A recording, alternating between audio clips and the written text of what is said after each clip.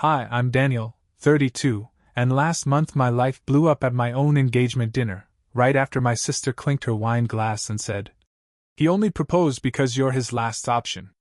I laughed, thinking she was joking. She wasn't. And neither was my mom, who nodded like it was an agreed-upon fact. I stood there frozen, in the middle of a candlelit backyard with 40 people watching, as my fiancée squeezed my hand under the table hard enough to make my knuckles pop. That night didn't end with cake. It ended with my family storming out, and me calling off a 15-year relationship with all of them. The dinner was supposed to be simple. A celebration.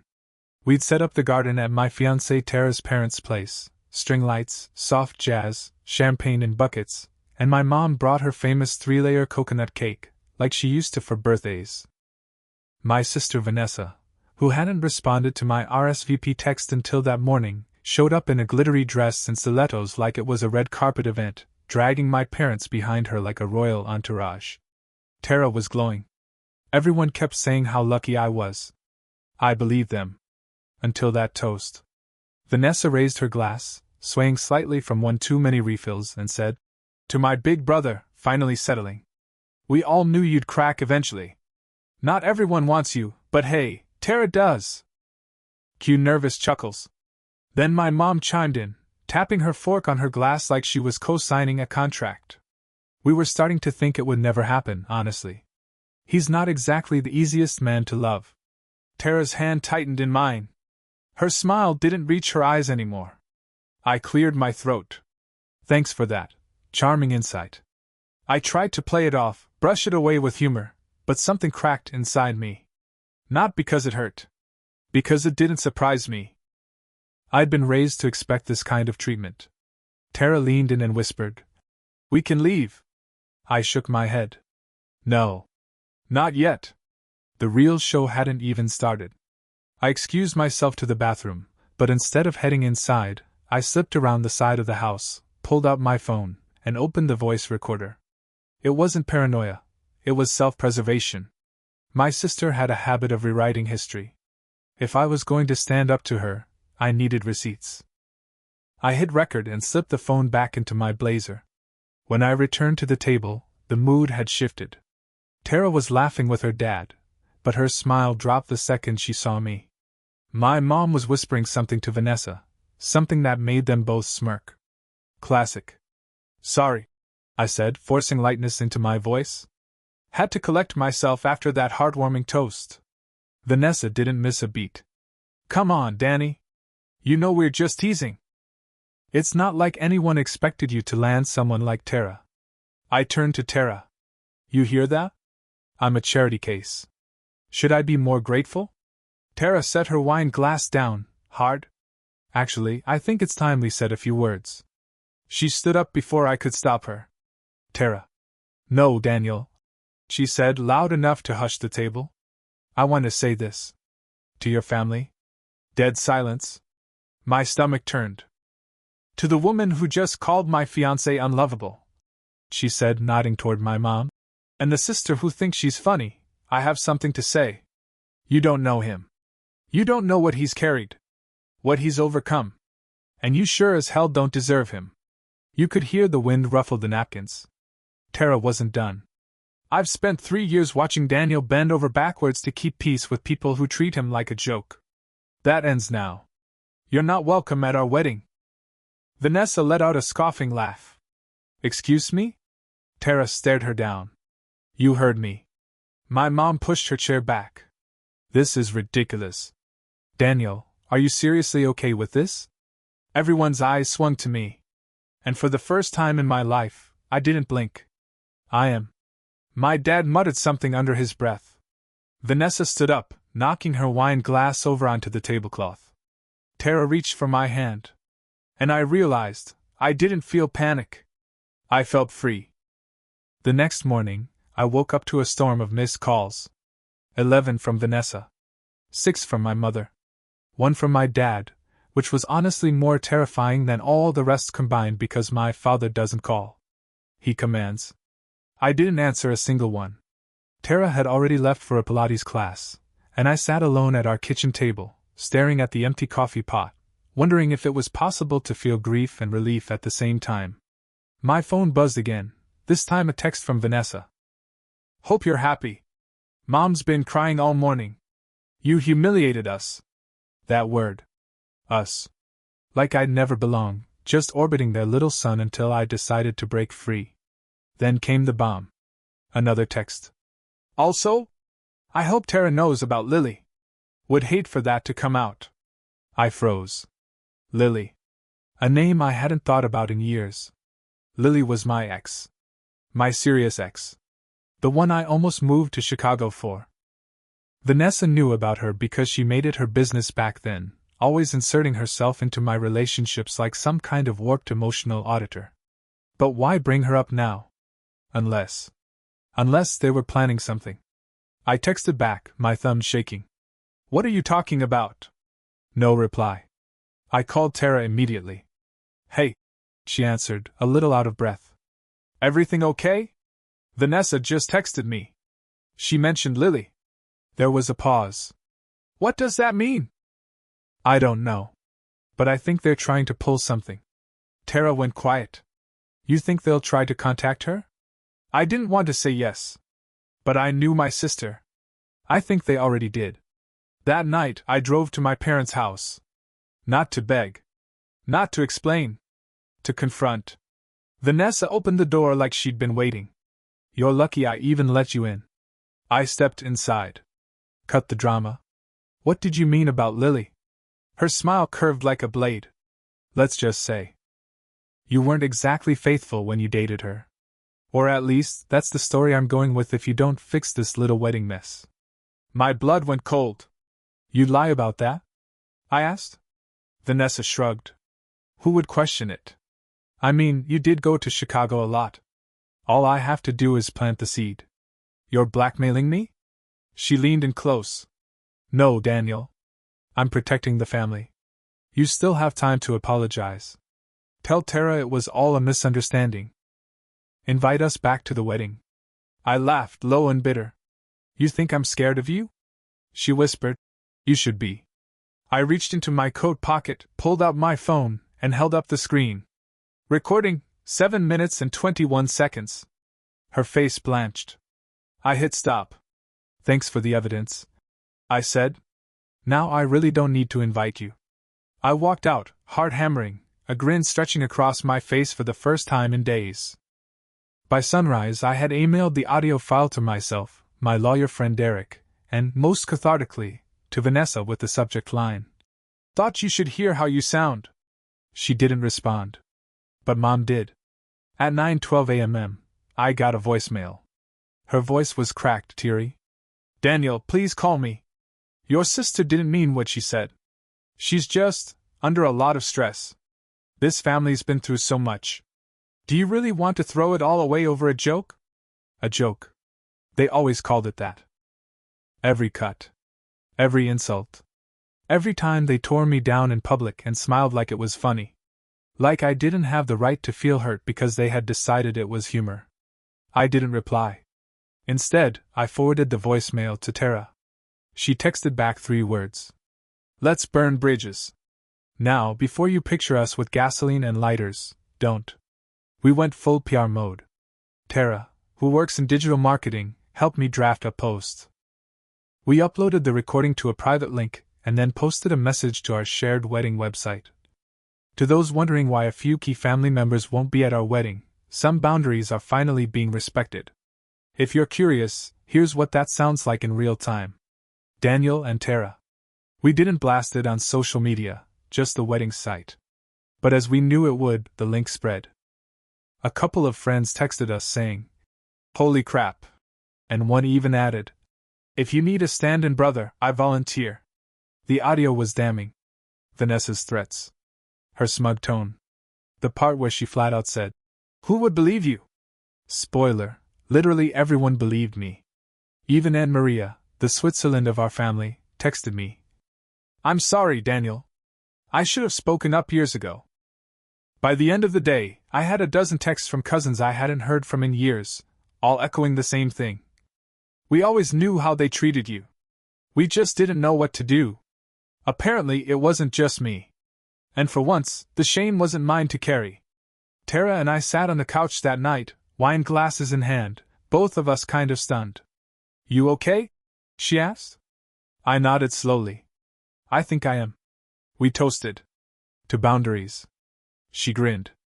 And receipts. 2 days later, I found out Vanessa lost her job. I hadn't planned that. But consequences, like karma, don't really need permission. Apparently, one of her coworkers saw the post on our wedding site. Turns out Vanessa's not as private as she thinks, and recognized her voice from the audio. That coworker happened to be close with HR. And when your job is in PR at a real estate firm and you're caught trying to blackmail your brother with a fake cheating story? Well, that's not exactly on brand. She didn't get fired. But she was put on administrative leave. I found out from Aunt Maria, who, bless her gossipy heart, called me immediately. "She's telling everyone you're trying to destroy her life," she said, half whispering like Vanessa might be hiding under her dining table. I rubbed my eyes. "I didn't do anything. She did this." "I know, me Joe," she sighed. "But you need to be careful. Patricia's talking about hiring a lawyer." I sat up straight. "Wait, what?" "Your mom. She's saying you defamed your sister publicly." I stared at the ceiling. "By sharing her own words?" "She's spiraling, Daniel. I think she's scared. You've never pushed back before." She was right. I hadn't. And now that I had, they didn't know what to do with me. But this wasn't just about me anymore. Tara was getting dragged into it now, too. That night, she came home from work looking rattled. "So, your mom called my office." I dropped my fork. "She what?" "She asked to speak to HR. Left a message saying she was concerned I was marrying into a damaged family." I blinked so hard it gave me a headache. "She's trying to get you fired?" "She's trying to scare me," Tara said. But she picked the wrong girl. She walked straight to the kitchen, grabbed her laptop, and sat down like she was about to wage war. "You're not going to believe this," she said, typing furiously. "But I've been documenting everything. Every call. Every voicemail. I even saved screenshots of your sister's messages to me from back when we first got engaged. The ones where she said I wasn't warm enough for this family." I stared. "You kept all of it?" She nodded. "I'm a marketer. I know how people rebrand their BS. I don't delete proof." I exhaled. "God, I love you." She grinned. "Good. Because we're about to draft the kindest, coldest cease and desist letter Patricia's ever seen." By midnight we had it. Signed, saved, and delivered via email and certified mail. The subject line was simple. "Respect our boundaries, formal request." It was professional, polite, and absolutely scathing if you knew how to read between the lines. We heard nothing back for 3 days. Then came the letter. It was in an envelope with our family crest, because of course my parents have stationery with a crest, and inside was a 2-page handwritten note from my mom. Not an apology. Not even close. Just one sentence stood out. "You've chosen your fiancée over your blood, and you'll regret it when she leaves you like they all do." I stared at the paper. Then I set it on fire. Right there, in the sink. No more guilt. No more games. My family had finally shown me exactly who they were. And I believed them. 3 weeks later, Vanessa moved in with my parents.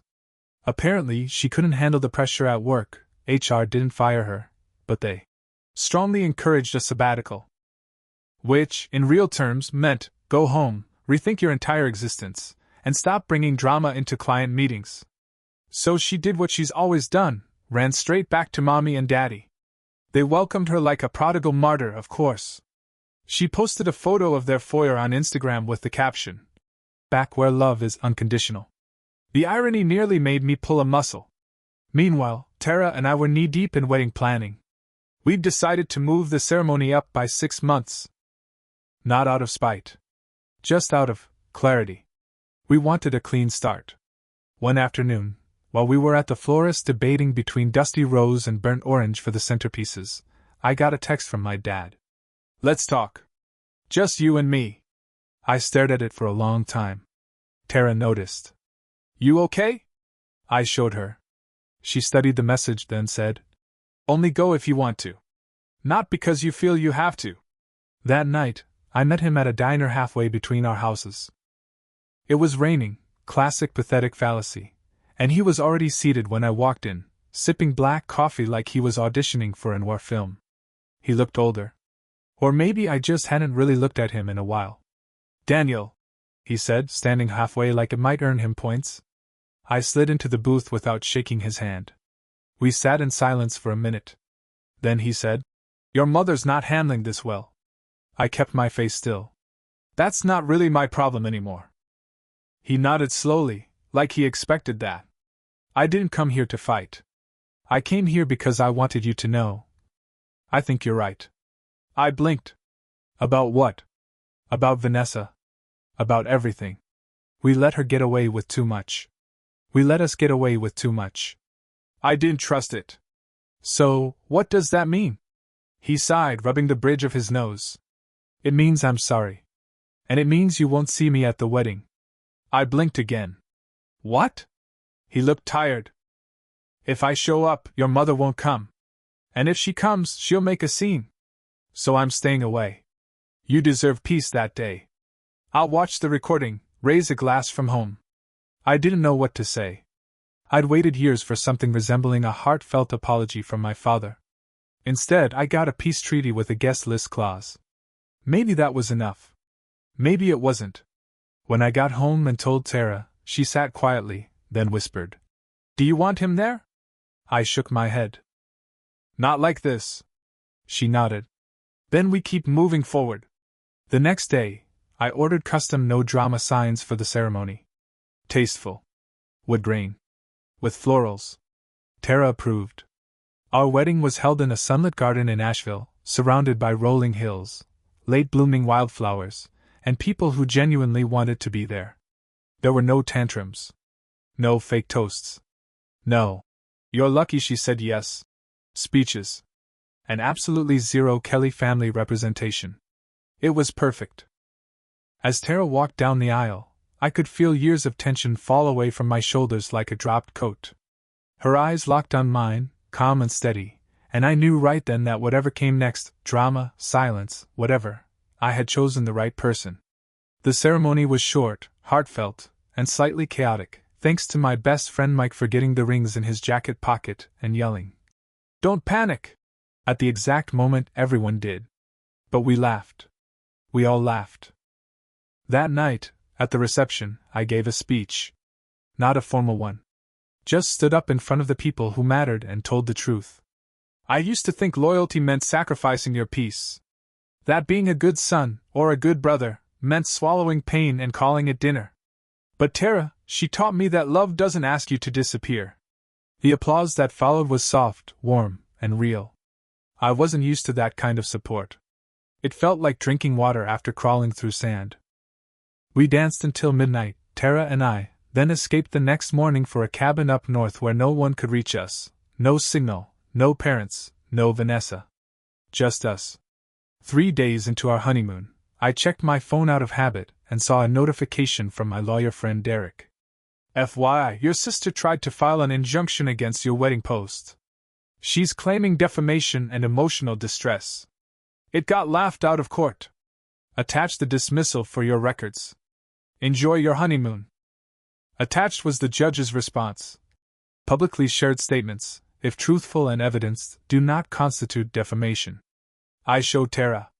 She cackled. Later that night, we toasted with a bottle of red wine and wrote out wedding thank you cards by the fireplace. I signed one to Aunt Maria with, "Thank you for always having tea and being just reckless enough to spill it." And then came the last letter, one we hadn't planned to send. To Alice Dean, Tara's grandmother. See, while my side of the family was imploding, her side had quietly become mine. Alice had pulled me aside at the reception and said, "You're not marrying into our family, Daniel. You've been in it since the day you showed up and washed my dishes without being asked." She meant it. So we wrote to thank her. No drama. Just love. No sarcasm. Just gratitude. The world didn't end when I cut ties with my blood relatives. Turns out, it finally began. 2 months after the wedding, a letter arrived in the mail. Handwritten. No return address. Just D. Kelly scrawled across the envelope. I stood at our kitchen counter, flipping it over in my hands like it might bite. Tara walked in wearing one of my old t-shirts, a mug of tea in her hand. More fan mail? She asked dryly. Family mail, I said.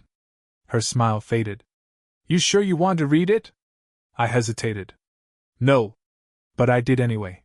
It was from my mother. 5 pages, front and back, written in her perfect Catholic school cursive. No apology. Not really. It started with, I hope you're well, and quickly unraveled into a soft-spoken lecture about family legacy, forgiveness, and how cutting off blood is unnatural. She blamed stress. She blamed Tara. She even blamed Alistine, which was hilarious considering that woman had done nothing but knit shawls and mind her own business. She ended with, We all make mistakes. Come home, Daniel. We'll talk. Vanessa misses you. Vanessa. Still the center of gravity. Still the favorite child wrapped in fragile paper like a family heirloom nobody's allowed to question. I folded the letter slowly and dropped it in the drawer next to our tax receipts. Tara said nothing.